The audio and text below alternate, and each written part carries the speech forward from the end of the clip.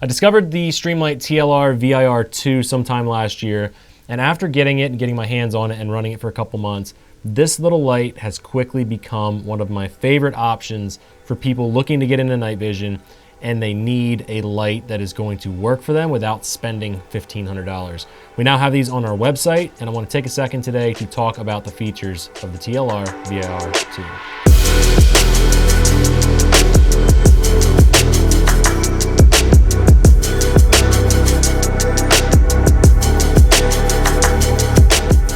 Getting into night vision can be daunting. You're gonna realize the moment that you purchase your first PVS 14 or maybe your first set of binos, there's a lot of other supplementary gear that goes along with that night vision unit. It doesn't just stop at putting a unit on your head.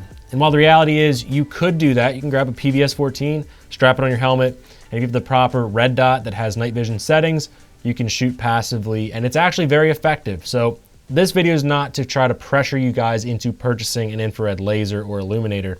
What I wanted to do is show you guys the difference between, say, a dedicated laser aiming device like the D-Ball A3, kind of compare a high-end laser like this to some other budget options that exist on the market, and then talk a little bit about why I would say to most people, if you're getting into night vision, you're just getting started, and you're on a tighter budget, getting something like the TLR VIR II is probably not a bad idea. One thing I want to note at the beginning of this video, specifications, pricing, availability, all of that stuff is subject to change based on the manufacturers. So when you're watching this video, if you want to see all of the specifications and our current pricing and stock levels, we're going to put a link in the description below. Click that link, head over to our website, and then all of the up-to-date specifications and all that good stuff are going to be over there. So this video isn't discussing pricing, and we're not going super in-depth with this light. We do have a couple cameras set up. We've got our infrared camera set up over here. So I am gonna actually show you guys in studio here how this compares to some other available models. Starting off right away, the TLR VIR II is obviously very budget friendly. When you're looking into lasers and you wanna go either a dedicated laser like the D-Ball A3, or you're looking for something a little bit less money, there's not many options out there. But the good thing is Streamlight did deliver with this particular light. So there's a couple functions with this light that I really like. On the top of the body, you can switch between off, which is kind of like a safety setting. So no matter how you bump the switches, it'll never fire. You can go to visible light, and this thing does put out about 300 lumens. I'll show you back there. So that's white light coming out of this light. It's nothing to write home about. This isn't a 1,000 lumen light with 20, 30, 40,000 candela, but it does have enough output that it is very functional if you need a white light. And then when you flip the switch over to the right, there's an IR setting. And when we go into this IR setting, what happens is you have an infrared laser and an infrared illuminator. Now, the one thing that I'll say when you go to a dedicated laser like the D-Ball A3, you've got a bunch of different settings that you can flip between. Now the D-Ball A3 doesn't have a visible light, and many of the dedicated lasers like a D-Ball A3 are not going to have visible illumination. So you would need to run another white light for situations where you're not running night vision.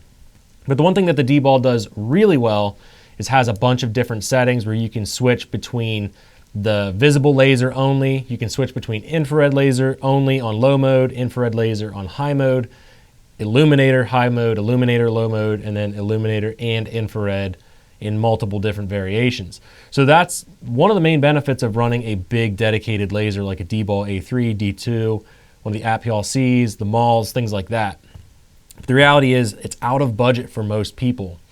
The downside of the TLR VIR II in that respect is you can't change between illuminator and laser. When you switch it over to the infrared mode, it's gonna fire both all the time. People are going to ask about the laser, and it is not a full power laser. It is a neutered laser, but if you check out our YouTube channel, we talk about that a lot. We've got content out there. I don't necessarily care about having a full power laser. I don't think that that necessarily should be your top priority. When we look at the body as well, you're going to notice that there are some adjusters, and that is to zero your laser. Now that's a really awesome function. You can get this thing dialed in really well.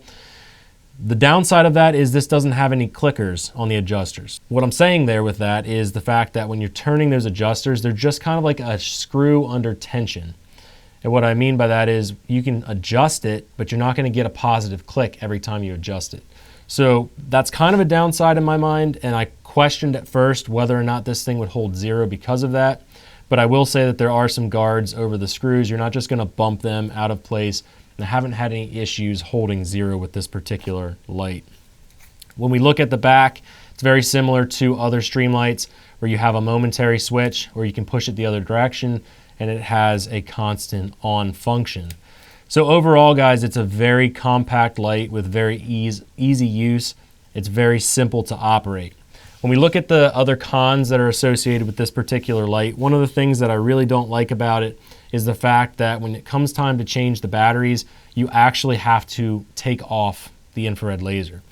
Whereas when we're looking at the D-Ball A3, there's a little cubby on the front, a little compartment where you would just unscrew the cap and you could replace the CR123 battery without affecting your 0.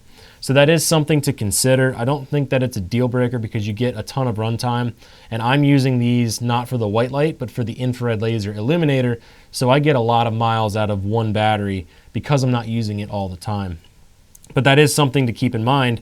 If you have the switch stuck in infrared mode or even visible light and you accidentally bump it and it's turned on, you're gonna come back the next time you wanna use it to a dead battery. So when I'm storing it, or even when I'm carrying my 10.3 around with me, I keep it in the off setting just so I don't bump it, because I don't want to be taking this thing off a lot and having to, readjust my 0 or anything like that.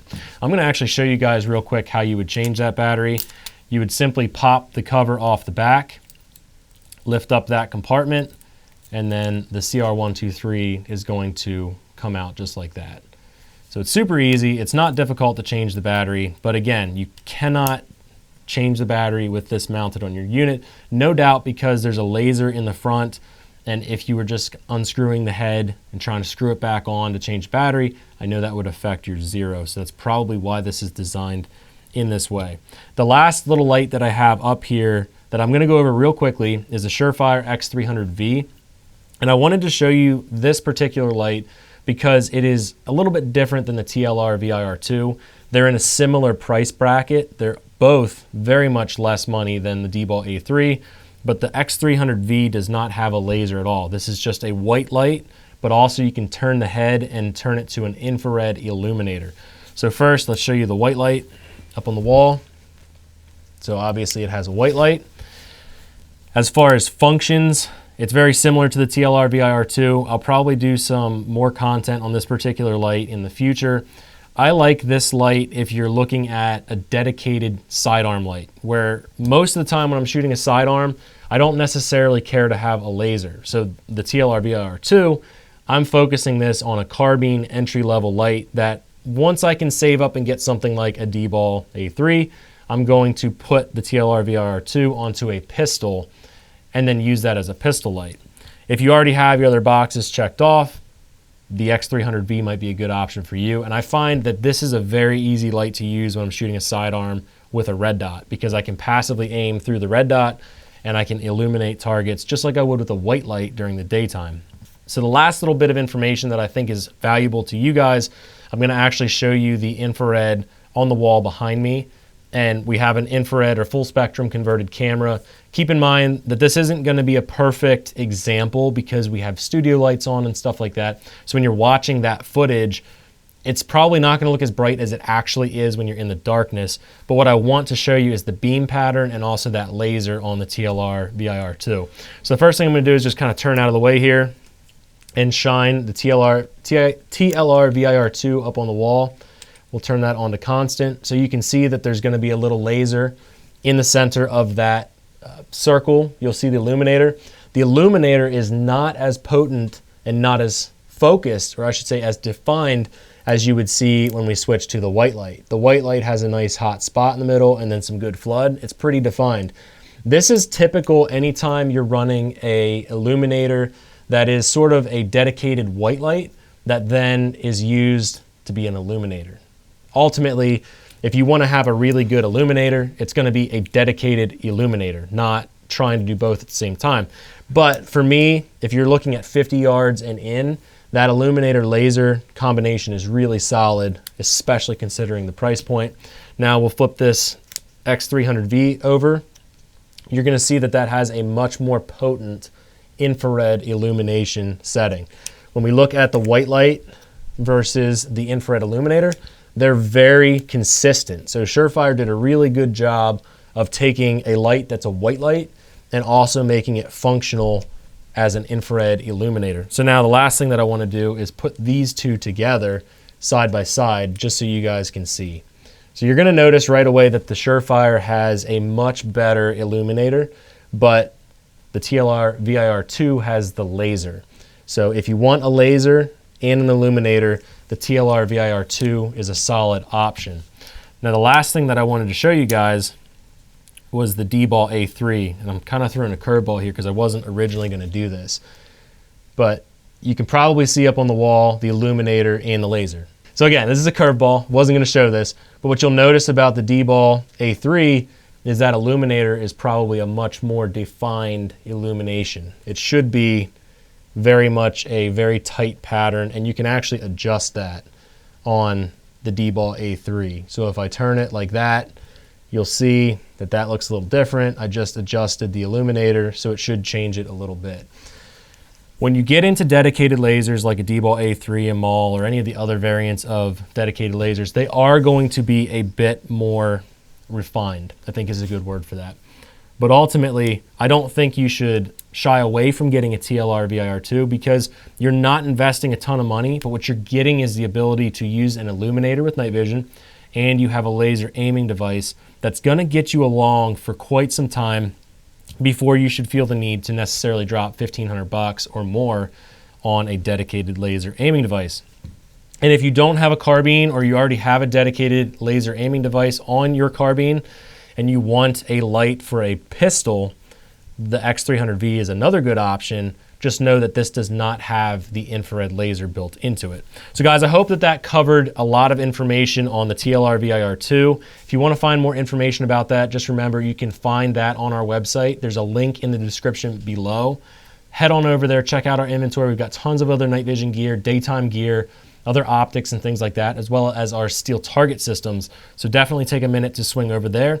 When you purchase something off our site, it supports us. It lets us reinvest in you by creating educational content that you ultimately get to consume for $0, which is a pretty awesome value exchange. The only thing that I would ask for you is that you hit the like button, leave us a comment down below, let us know what you think. No matter what you think about this video, please leave a comment and then subscribe. And the last thing that I'm going to ask you guys to do, share this video with some friends and family that you think would find this useful. We appreciate you guys. We will catch you in the next video.